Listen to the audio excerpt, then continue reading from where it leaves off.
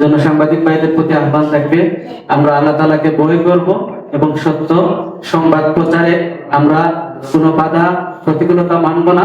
আমরা সত্যের পথে অবিচল থাকবো ইনশাআল্লাহ। আল্লাহ তাআলা সূরা আজ-হাবের 70তম আয়াতে বলছেন, ইয়া আইয়ুহাল্লাযীনা আমানু তাকুল্লাহা ওয়া কুলু কাওলান সাদীদা, তোমরা আল্লাহ তাআলাকে ভয় করো এবং সত্য কথা বলো। ইনশাআল্লাহ আমরা আশা করি সিলেট থেকে সাংবাদিক ভাইরা সত্য প্রচারে বলিষ্ঠ ভূমিকা পালন করার মধ্য দিয়ে এই জাতিকে আলোর পথ দেখাবে। এই উদাত্ত আহ্বান রেখে আমার কথা শেষ করছি।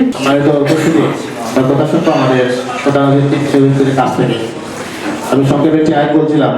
আল্লাহ বলছেন, ইয়া আইয়ুহাল্লাযীনা আমানু, হে ঈমানদারগণ, ইন জাআকুম ফাসিকুন বিনাবাইন ফাতাবায়ানু, তোমাদের কাছে যদি কোনো খবর কেউ নিয়ে আসে তাহলে সেটা যাচাই বাছাই কর, আল্লাহ তাআলা নির্দেশ দিয়েছে। আর এই আয়াতটা শুধুমাত্র সাধারণ মানুষের জন্য যেমনিভাবে প্রযোজ্য, তার চেয়ে বেশি প্রযোজ্য হচ্ছে আপনারা এখানে যারা আছে সাংবাদিক ভাইদের জন্য প্রযোজ্য। যারা লিখেন, যারা বলেন, যারা সংবাদ প্রচার করেন, তাদের প্রতি এই আয়াতটা সবচেয়ে বেশি প্রযোজ্য। এটা নৈতিকতার ভাবে আমরা মনে করে থাকি। আল্লাহ সুবহানাহু ওয়া তাআলা আমাদেরকে সব বিষয় দেখার অনেক ক্ষেত্রে সুযোগ করে দিয়েছেন। আমরা এই সাংবাদিকতার মাধ্যমে যারা যদি সত্য প্রচার করে তাহলে এই জাতি সত্য বিষয়গুলো দেখতে পারে। এই সাংবাদিকরাই যদি অন্যায়ের বিরুদ্ধে যদি বলিষ্ঠ ভূমিকা রাখে তাহলে এই জাতি আলোর দিশা দেখার সুযোগ পেয়ে থাকে। সেজন্য উদাত্ত আহ্বান থাকবে যে আমরা সত্যের পক্ষে, ন্যায়ের পক্ষে, ইনসাফের পক্ষে আমরা থাকবো।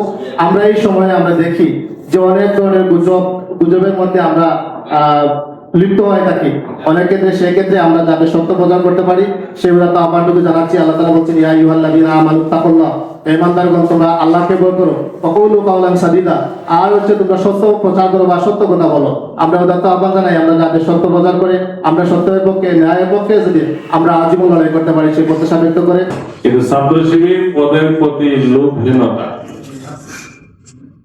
স্বচ্ছতার সাথে আমানতদারিতার সাথে আলোকগত শৃঙ্খলা, এই শব্দগুলো প্রয়োগ শুধুমাত্র ছাত্র শিবিরের ক্ষেত্রেই মানায়।